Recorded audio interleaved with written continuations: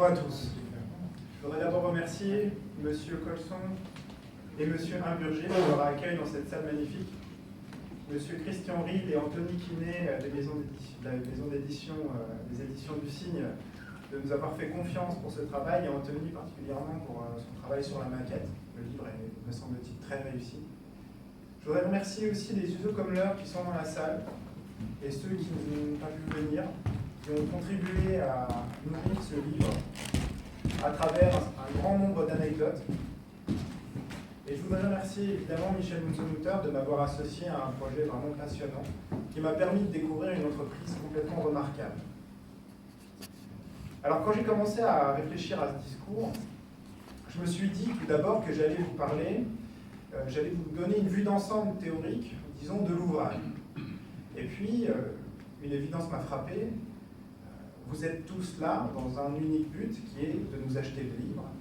Du coup, je ne vais pas vous gâcher ce plaisir, et je me suis dit que j'allais plutôt vous raconter quelques anecdotes qui m'ont particulièrement marqué au cours des mois de réalisation de ce projet.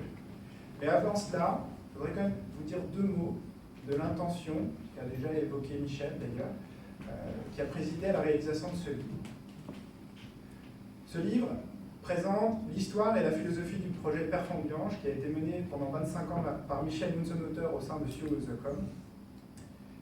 Ce livre, c'est un témoignage, mais c'est également un témoignage qui s'inscrit dans un contexte particulier, évoqué par Michel, qui est celui de l'intérêt grandissant à l'égard du mouvement de l'entreprise libérée, qui exprime vraisemblablement un profond besoin de changement dans les modes de fonctionnement de nos organisations. Ce mouvement d'entreprise libérée soulève un certain nombre de questions. Qu'est-ce qu'une entreprise libérée? Faut-il libérer l'entreprise? Et si oui, pourquoi? Et si on souhaite le faire, comment? Alors Michel l'a dit, nous avons préféré dans l'ouvrage utiliser davantage le terme d'entreprise qui libère les énergies, car finalement, le terme d'entreprise libérée véhicule un certain nombre de fantasmes ou de malentendus qui peuvent être dommageables à la démarche. Alors, nous avons essayé d'apporter modestement un certain nombre de réponses aux questions que je viens d'évoquer. Je vais revenir aux petites histoires et aux choses qui m'ont marqué. La première est une histoire qui porte sur la proximité. Pour réaliser ce livre, j'ai eu l'occasion, avec Michel ou sans lui, de visiter un certain nombre de sites USOCOM. Et ce qui frappe à chaque fois, c'est la proximité que vous allez avoir entre le directeur d'usine ou le manager d'une usine et les collaborateurs. À titre d'exemple, si vous avez l'occasion de faire un tour d'usine avec Alain Ulrich, présent ici, qui dirige l'usine de Forbach, vous serez peut-être surpris de voir qu'Alain a l'air de connaître l'ensemble de ses 400 collaborateurs, non seulement par leur prénom, mais aussi personnellement, puisqu'en leur serrant la main, en ayant un ou deux échanges, il est capable de poser une question sur, voilà, est-ce que ta femme a acheté la voiture qu'elle avait en tête, est-ce que le gosse, ça va bien dans le club de foot, des choses de ce type.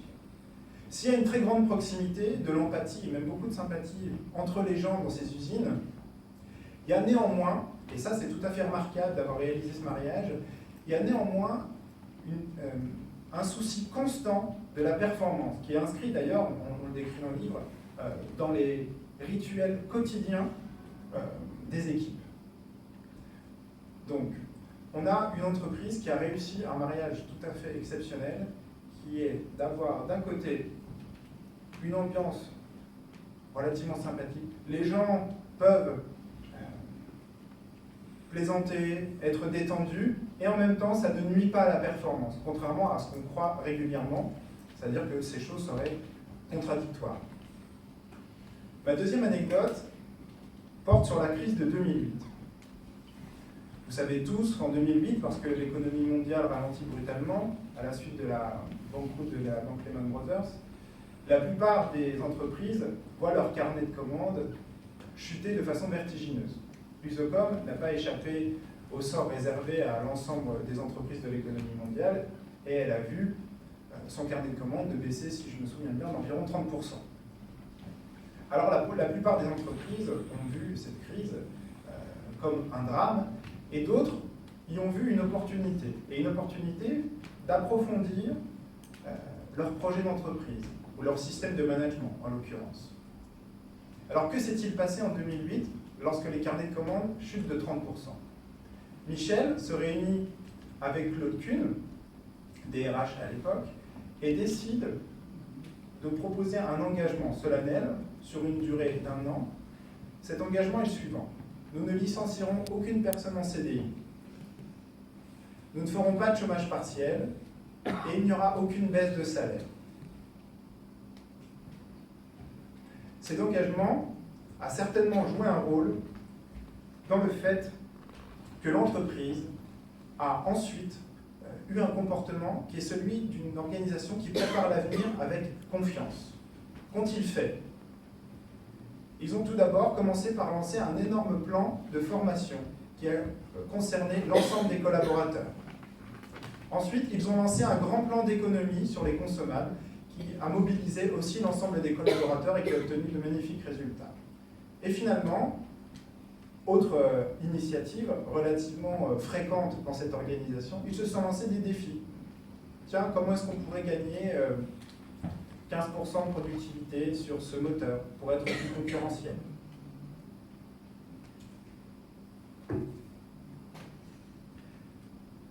En interrogeant un certain nombre de collaborateurs sur cette période de crise, j'ai découvert quelques petites choses que Michel m'avait bien cachées.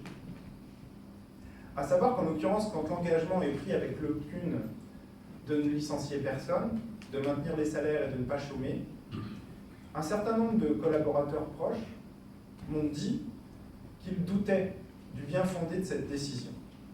Et c'est vrai qu'à l'époque, il était très tentant de faire à peu près comme tout le monde et de finalement se laisser guider par la peur de l'avenir.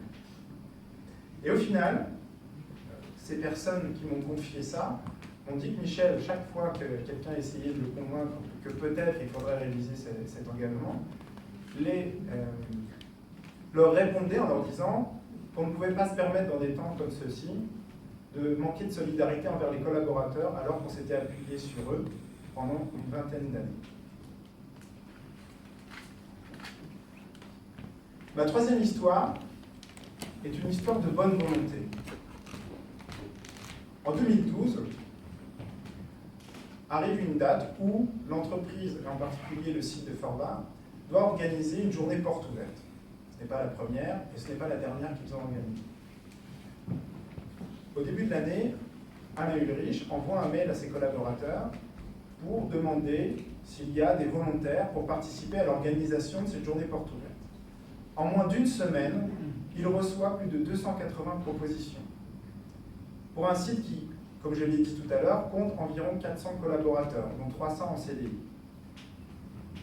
Quelques mois plus tard, à la fin de l'été, la journée porte ouverte a lieu. Et ce sont pas moins de 4500 à 5000 visiteurs qui viennent sur le site ce jour-là. 4500 à 5000 visiteurs. Je ne sais pas si vous avez eu l'occasion déjà d'organiser des portes ouvertes, mais il me semble que c'est un chiffre relativement remarquable. Ça représente plus de 10 visiteurs pour un collaborateur. À Brumat, d'ailleurs, sur le nouveau site de l'usine du futur, en 2015, il y a eu plus de 7000 visiteurs. Alors je pose la question, comment une telle journée, comment de telles réussites pourraient avoir lieu sans une gigantesque dose de bonne volonté? La bonne volonté,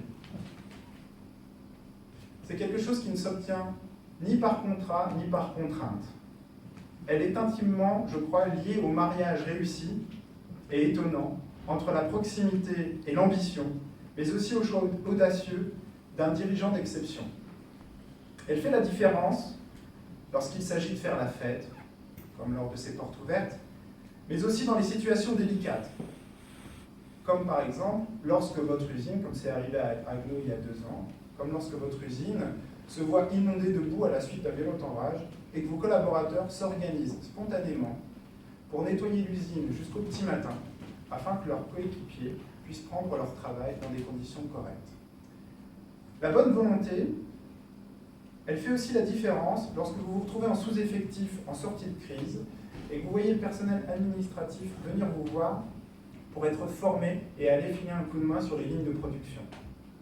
Mais enfin, et c'est peut-être l'histoire la plus touchante, elle fait aussi la différence lorsqu'un manager ne peut pas habiter la maison qu'il vient de construire car son nouveau-né souffre d'une pathologie qui le rend particulièrement sensible à l'humidité, et que ses collègues, à son insu, réalisent des travaux de rénovation de la maison et se cotisent pour lui offrir des jours de congé qui lui permettront de passer davantage de temps avec ses enfants.